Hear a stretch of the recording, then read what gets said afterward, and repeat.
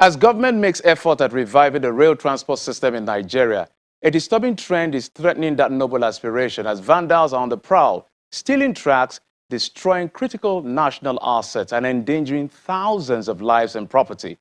On this episode of Special Report, we'll examine the activities of vandals and what collective effort is needed to mitigate further destruction of Nigeria's infrastructure. Thanks for joining us on the program. I'm Jeffrey Uzongo. Infrastructure are necessary tools for economic development and can be quite capital intensive to say the least. From roads, railway transport system, ports, water supply infrastructure are pivotal and critical to the economy.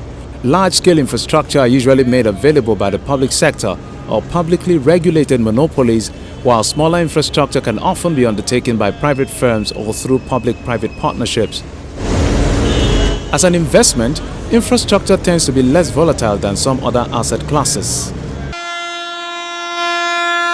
The federal government, in its determination to revive and modernize the railway system in line with the 25-year strategic vision, adopted a systematic dual approach. This entails the rehabilitation of the entire existing narrow-gauge rail lines simultaneously with the development of standard-gauge lines.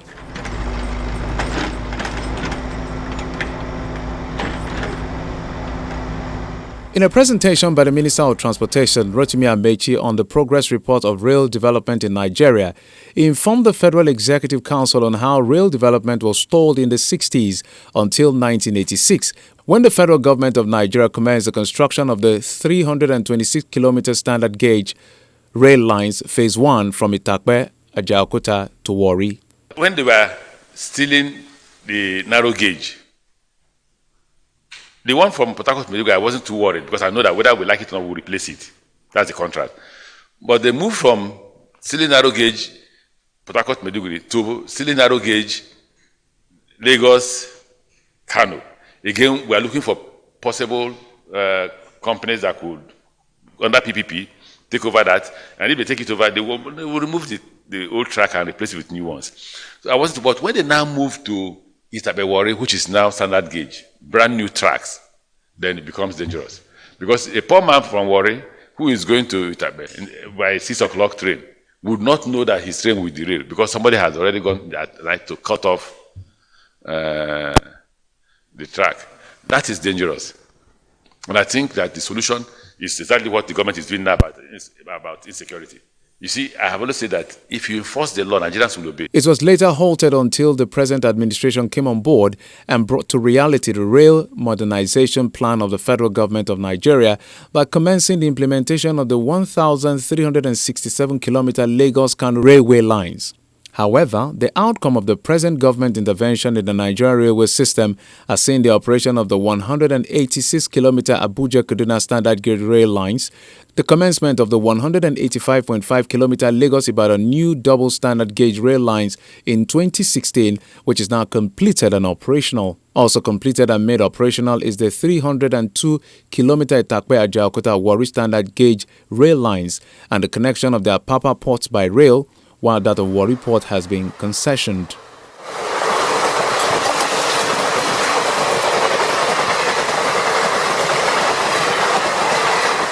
The 25-year railway strategic vision, however, has its key challenges of finance and inadequate funding. While its operational challenges, as stated, are insufficient locomotives, coaches and wagons, leading to congestion of obsolete machineries and workshop equipment, access to only 2 seaports and none to the airports, lack of capacity to recover encroached premises, and rental debts from government organizations.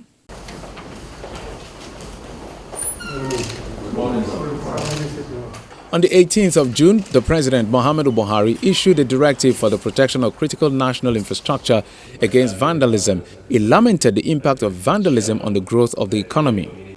We have identified and addressed key challenges that affected the growth of the digital economy sector.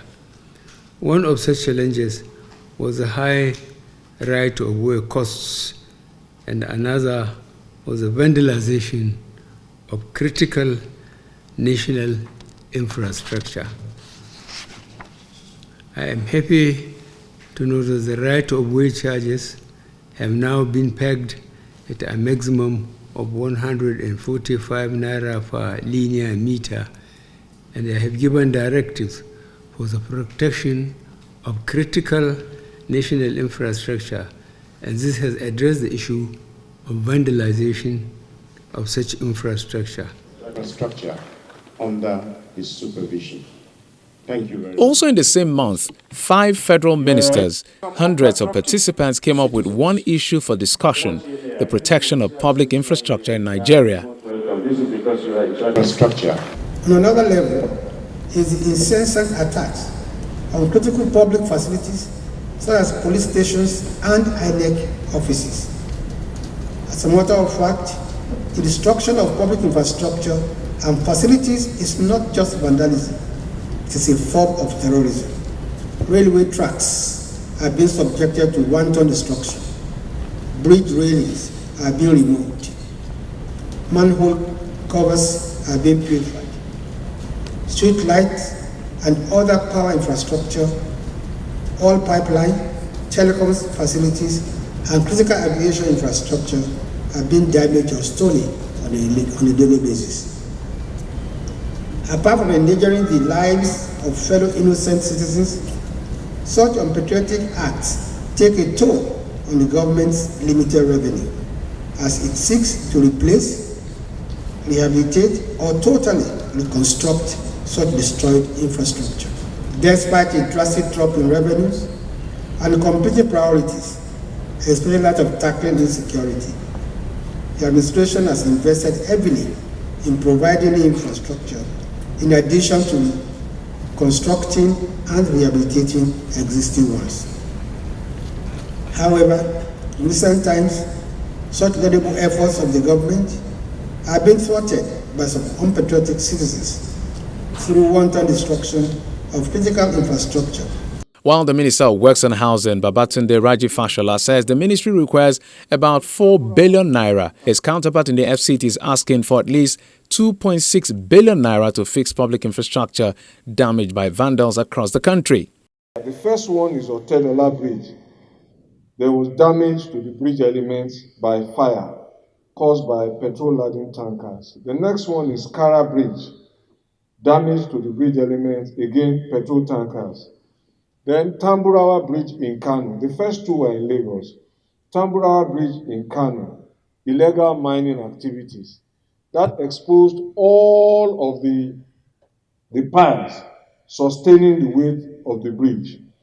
And in all of this, government has had to respond. So the first one, the cost of repairs was 203 million naira. In the second one, it was 605 million plus naira. The Tamburawa Bridge cost us 1.8 billion to repair a bridge we had already built. So because people want to mine sand, they expose all the members. The Minister of Transportation, Rotimi Amechi, reveals that about 200 cases of rail line vandalism have also been recorded in the last 2 years. In Lagos District, the narrow gauge, we have just one case. In the whole of Western District, we have just one case. But now listen, the whole of Northwest, 31. And you know what? You know Northwest, right? Want me to call them so that you can shame them. The whole of Northern District, 10. The whole of Northeastern District, that's where we have the worst case. No, not there. North Central is the worst case. Northeastern District, you have 43. North Central District, where you have Jos and all those people, you have 50. Eastern District, you have 36. Abuja to Kaduna, 13. That's worse. What they do in Abuja to Kaduna is they're not cutting off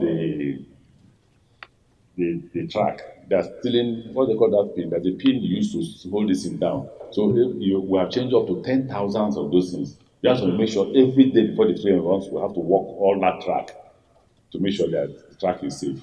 Other ministers give an overview of the damage recorded in their various ministries and the financial implication. Just by way of statistics, a few weeks ago, we did some checks and we realized that we needed to replace immediately 400 manhole covers, 582 stormwater covers, 23,210 gully pot covers, 467 waterboard inspection chambers covers, 47 water hydrant covers, 756 telecommunication duct covers. Overall, we are taking off over 25,000 covers of one form or the other. And these are critical public assets that you and I own that are being vandalized. This is just one aspect. Many of the streets where you may notice blackouts sometimes, you might think it is public outage. It is not. The blackouts occur because somebody decided to dig out the cables. The security agencies will consider it as a minor crime, but it's not. So it's very important that going forward, security agencies should really consider that as very important. We have some unpatriotic. To address the challenge, others suggest the strengthening of existing laws and enforcement of same. Unfortunately, we have our own huge portion of vandalism of our critical equipments. And aviation infrastructure is actually a critical national security asset.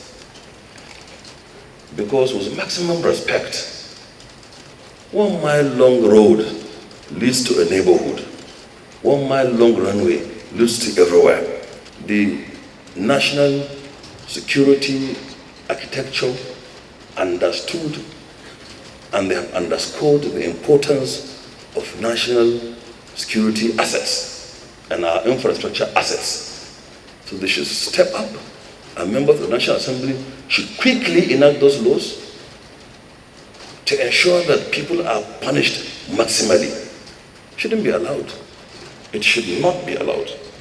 Participants also gave suggestion that the federal government should strengthen the capacity of security agencies to check the activities of vandals. You see, the problem with railway is that when the accident happens, that's why I say to Nigerians that if I were to be a lawmaker, I would be recommending manslaughter charge against those who deal with vandalization of the rail tracks. The reason is that it takes about 800 meters for a locomotive to stop. As it's running now, it's running with speed. The moment it wants to stop, the driver will apply brake here, and you take 800 meters to stop. So how will a driver know that you have vandalized a track 800 meters away? He will not know until he gets to the track. So when he gets to the track, what happens? He applies brake, right? He needs 800 meters to stop. So once he gets to that track that has been vandalized, he will derail. Once he derails, what happens? People may die. And each coach takes 85, is it 85? Yeah. Yeah, 85 persons, each coach. Yeah, 85 persons. So what happens? You would have killed, and sometimes there are about 14, 20 coaches. So imagine how many persons that would die as a result of that derailment, just because one selfish Nigerian is trying to steal tracks to make money. I think, like other countries, I must say they should be killed because it's poverty. But I'm saying they should be charged for manslaughter because people could die. Okay, but again, they will ask you, manslaughter means that somebody died. But if anybody dies, then they should be charged for manslaughter. If nobody dies, then they should be charged for stealing or something. That's my view.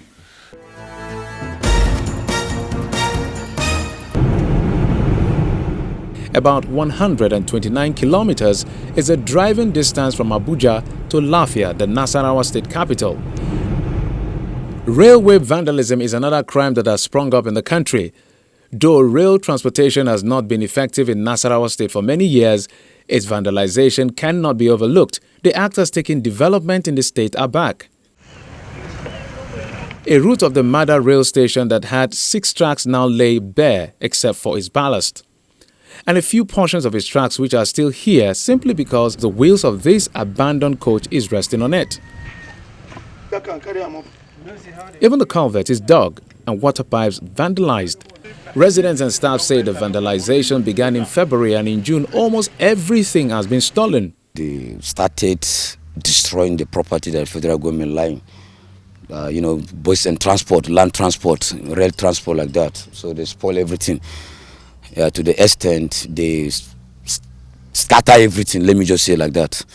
So we, the members of the community, we are not happy. We do our best to stop them, we couldn't. They came in numbers to vandalize these railway materials. They work day and night.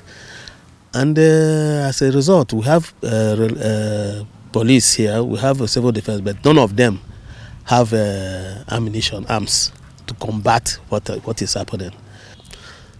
Even one of the incidents I reported to civil defense, they came here, 6 armed men came here to arrest a trailer loaded with railway materials. But in this thing, they couldn't arrest it because the community, the youth there refused them to go out with the trailer. We couldn't get the airport that we can finish, we can stop to them, because they are claiming that this truck is their father, this thing. So they have to chop. You understand, ba? They are claiming also they are indigenous of the area. So nobody can stop them to do whatever they want to do. So we do our best, because when we report to the nearest police and civil defense, they say there's no arm. There are no mobility. So that is why this is how the thing continues. It is the same with that of Lafia, Agerago and Gudi rail lines. The vandals always had a field day until now.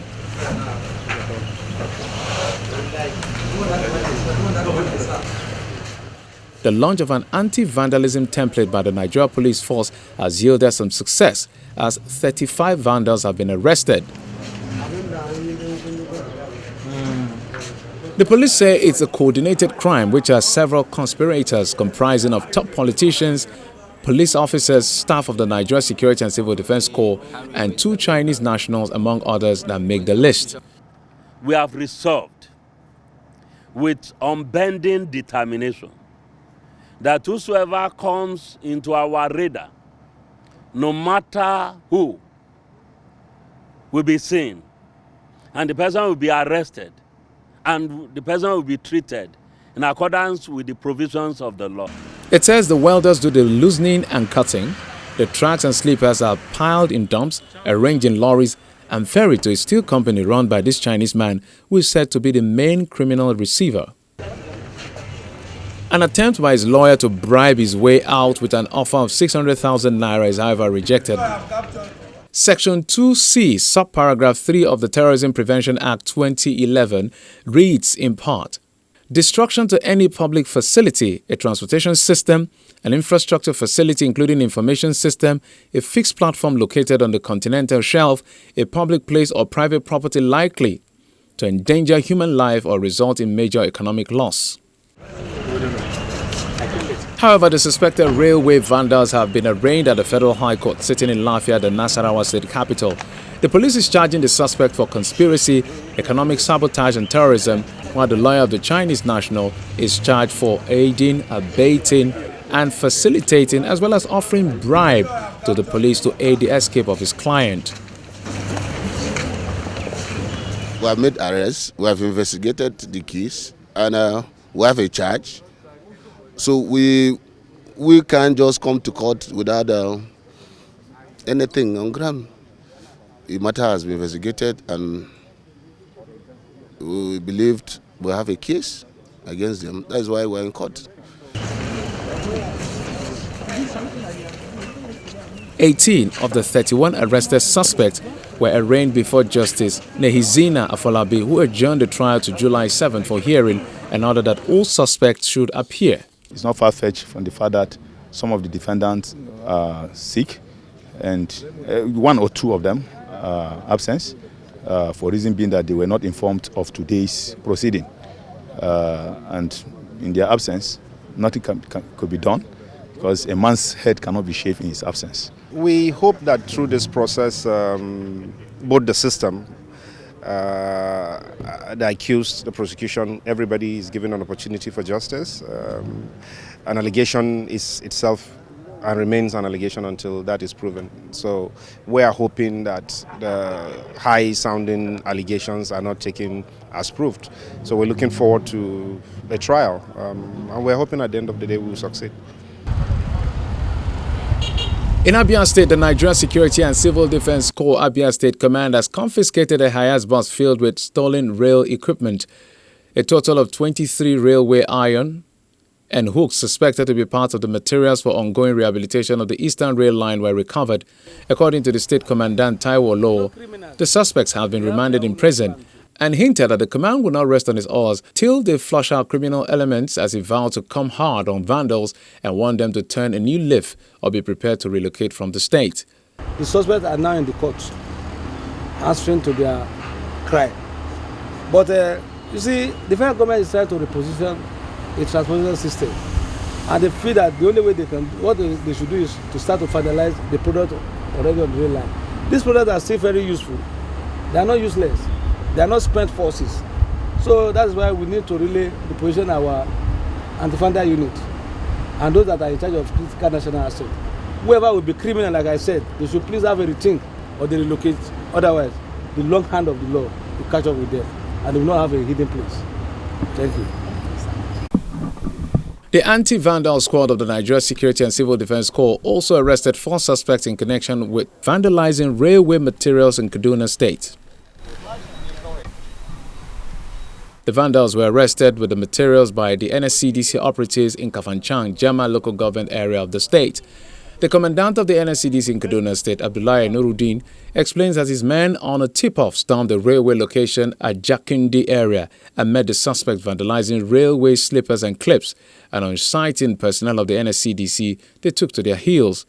Based on intelligence report from an informant that a truck was sighted loading vandalized railway sleepers at Delhi around Jagindi.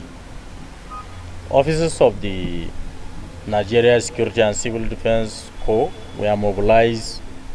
A few hours later, the truck was intercepted at an army checkpoint at Gerti village of Jama'a local government, carrying 1,600 railway sleepers and clips, and was transferred to the NSCDC command alongside the suspect named Nanjuma Mohammed and the Khalifa Said for further investigation.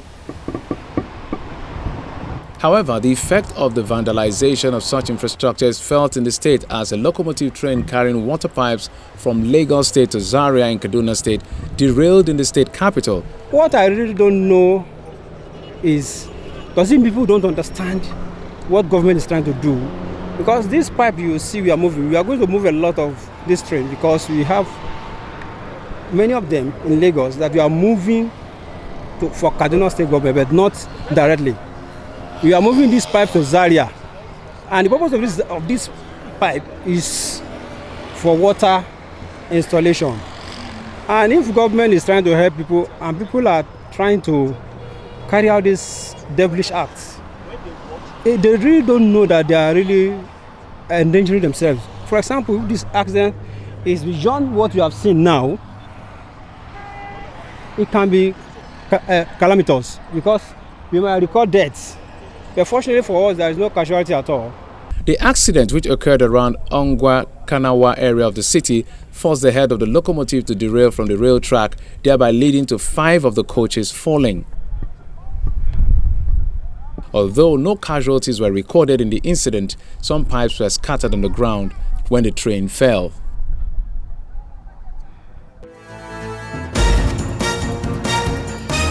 Destruction of any national asset should call for concern by all because it was built with our common wealth. So we expect that a melange of technology and stricter sanctions against vandals will play a critical role in protecting our rail lines and other infrastructure. And that's all on this episode of Special Report. On behalf of the production team, thank you for joining us and of course for your time and usual company. I'm Jeffrey Uzama.